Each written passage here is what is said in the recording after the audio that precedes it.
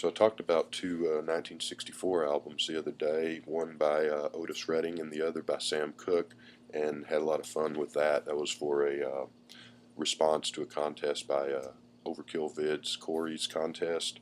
Um, and Being that I love soul music so much, I thought I would weigh in on another soul album that I picked up just the other day, Saturday for RSD Day. This Donny Hathaway live at the Bitter End 1971 double album. It's a gatefold there. Uh, nice thick sleeve, 180 gram vinyl, I think. Limited to 2,750 copies. It's kind of an odd number. I'm not sure how they arrived at that, but so yeah, I picked this up kind of out of curiosity more than anything. I've loved soul music. I got a ton of maybe 50% or more of my collection is made up of that. I know Hathaway. I've heard the name. I know his hits, but I was never overly familiar with him uh, because, in part, what I've heard. Um, this Christmas is his, and that's a pretty good, decent Christmas record. But his two big hits, "The Closer I Get to You" and "Where Is the Love," just a little too mellow '70s for my taste. I never don't Not like I can't stand the songs, but they just never did much for me. So I never really paid attention to him too much, but I did always see, and I know that his Donny Hathaway live album from 1972 is considered by many to be his best album, um, and that's one of those that I always meant to check out and just never have gotten around to listening to. But this is tied to that album because what he did for the '72 live album was play. I think he played 3 or 4 songs in the Troubadour Club in Los Angeles in '71, like September, October, and then right after that he played 3 or 4 shows at the bottom, the bitter end in New York, and I think a couple of shows a day, so about 12 shows all told, and they taped all of them, and then they pulled the best, I guess, to make the '72 live album, and this is some more stuff from those shows. There's some overlap. I don't think any of these have the same versions of the songs because he played. I don't know if he played exactly the same set list every night, but played a lot of overlap. So there's some of the same songs on this that are on the '72 album, even though I don't think they're the same versions. They're from different performances, different nights. There's another. I read up on him a little bit. There's another album from those shows that was released in 1980 after he had passed away. So anyway, yeah, double album, and like I said, just based on "Where's the Love" and "Closer I Get to You," which I never was a huge fan of. I just never really paid much attention to Hathaway or delved into him, um, which is kind of a shame, and I'm glad that I finally did. This album has got some of his originals and a lot of cover versions, um, and it's a schizophrenic album in that there's some really great stuff here, and there's some maybe not so great stuff here, and sometimes even within the same song. There's, for instance, first song on here, "What's Going On," the Marvin Gaye song. Uh, he doesn't beat Marvin Gaye, but he does a nice version of it. But it's parts of the song, and it's a 5.5 minute song. Parts of the song are really good. Parts of it are a little too mellow '70s, a little too cocktail jazz fern bar sounding to me. Kind of was listening to this, and there's parts that are really energetic and driving and soulful, and then there's parts when I was thinking of in the Blues Brothers when they're trying to get the band back together, and they go and they find their old bandmates who are playing in some lounge somewhere with the speakers with the red, you know, cushion foam on them, and they're Murph and the Magic Tones.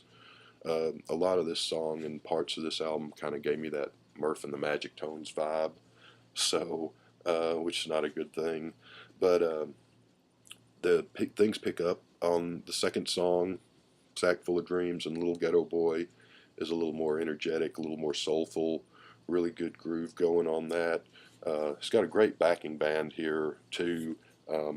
Cornell Dupree, who passed away in 2011, is a Fort Worth guy who played, in addition to him, who King Taylor played with Aretha Franklin, played just a ton of sessions. So it's always good to see someone from Fort Worth there. But so then Little Ghetto Boy is a really good one, and I think that's one of Hathaway's originals. Um, Side one ends with "You've Got a Friend," the Carole King song, which Roberta Flack and Hathaway did a version of, and which James Taylor had a gigantic hit with. Um, I hate that song. So, you've got songs that you don't like, you're like, that song blows, and then you've got songs that you're just like, oh my God, that is like something crawling up your back, and you're like, ugh, turn that shit off, and and you can't believe that anyone would make something so horrid, and you can't believe that anyone would like it. Uh, Been Through the Desert on a Horse with No Name, and Bye Bye American Pie, and that Crash Test Dummies, that horrible song from the '90s, that Four Non Blondes, and You've Got a Friend is one. I'm one of those. I'd just soon stick my tongue in a electric socket than listen to James Taylor. But and no offense, I mean, if someone out there is all ready to do their video of their rare James Taylor collectibles today, by all means, go ahead and do it. I'm not trying to um, rag on it. I just don't like it. So, but he actually does this a little different than the regular version. I still don't like it because I just can't stand the song. Does a halfway decent version of it. But now we get to side two. We got a 21-minute epic. Takes up the whole side. Voices inside. Everything is everything. Now that's the shit. That's the A plus right there. That's the top. That's the highlight of the album, and that's a beautiful, just a soulful, just a deep bucket soul groove, and everybody's locked in and playing, and it's just brilliant. It's mainly instrumental. Got some vocal asides here and there. I think the studio version of this, and I haven't heard it, is like 7 minutes long, but said that live he would stretch it out even further, and I'm glad he did. If you're thinking 21 minutes, I don't have time for that. Well, yeah, you probably do, because it just goes by, and you get into it, and you can't help but moving around, and it's just it's a brilliant. And this was that age. This is 71. This is when soul music had kind of grown up or expanded from the 3-minute pop songs of the '60s to things were political, things were getting heavy and deep, and kind of getting into concept albums. Funkadelic was coming on, and Hot Buttered Soul by Isaac Hayes, and Curtis Mayfield was stretching out from his Impression days, and Stevie Wonder, Marvin Gaye were kind of breaking away from Berry Gordy's studio system, for lack of a better word, at Motown, to do their own thing. And so you had a lot of these long album side or 15 or 20-minute songs in soul music, just like you did with rock and roll, because this was the age of prog rock and rock operas and all that stuff too.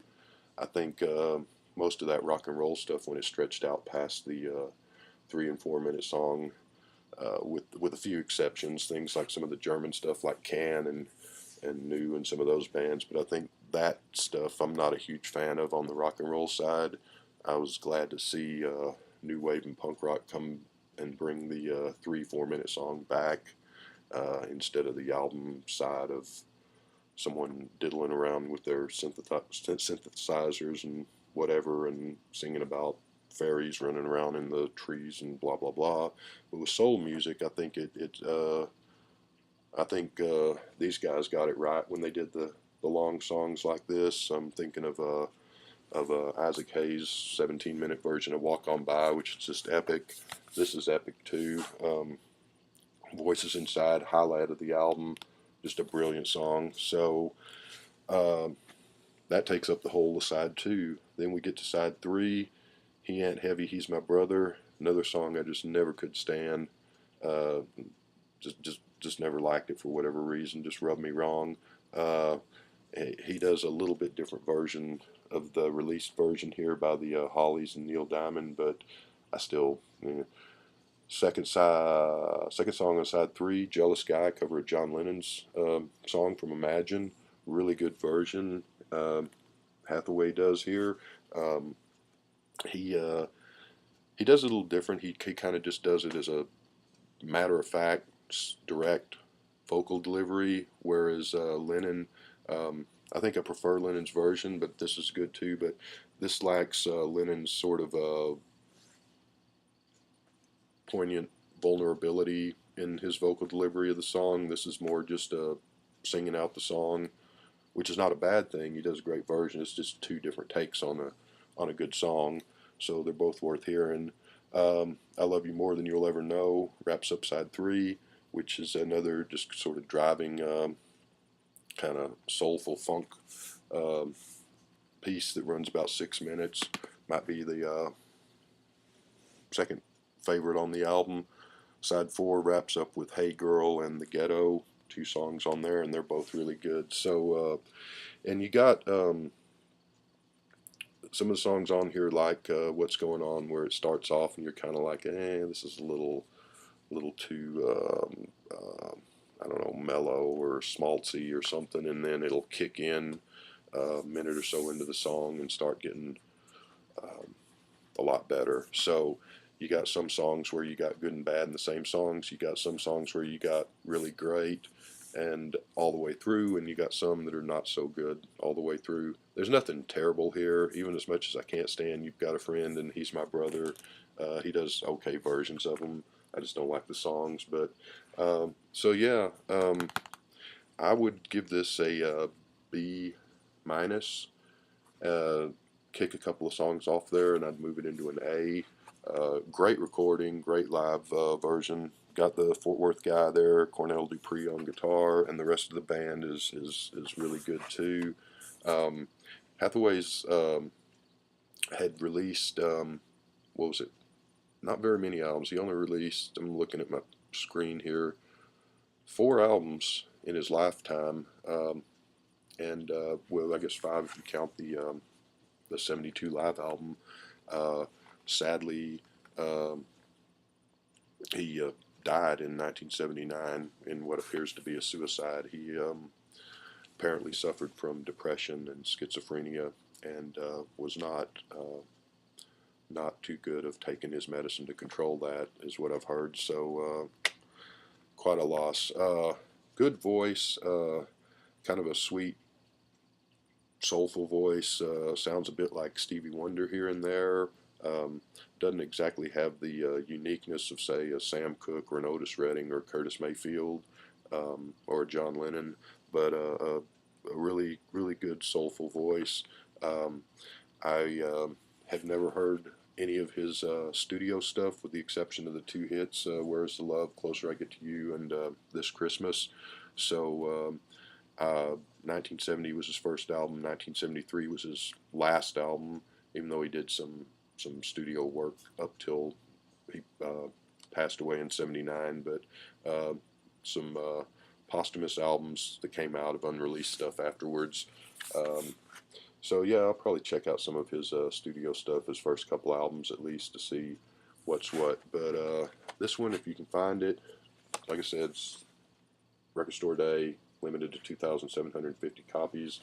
Might be kind of hard to find, but maybe the Donny Hathaway live album from 1972, if you're not familiar with them, be a good place to start, because a lot of the songs on that, and that's a single album, I believe, are also on this. So, good album overall. I almost didn't get it. I was in line at Record Store Day and saw it and kind of got it as an impulse buy. I had seen it on the list and briefly considered it, but saw it in line and thought, yeah, why not? And so I'm glad I did. I've played this 4 or 5 times since I got it last week, and I think I don't know that I'm ever going to like You've Got a Friend or He's My Brother, but I think this is even going to grow on me more as I listen to it more and more. So yeah, Donny Hathaway, if you haven't checked him out, do so. Have a good Sunday, everyone out there in the VC, and we'll talk to you later.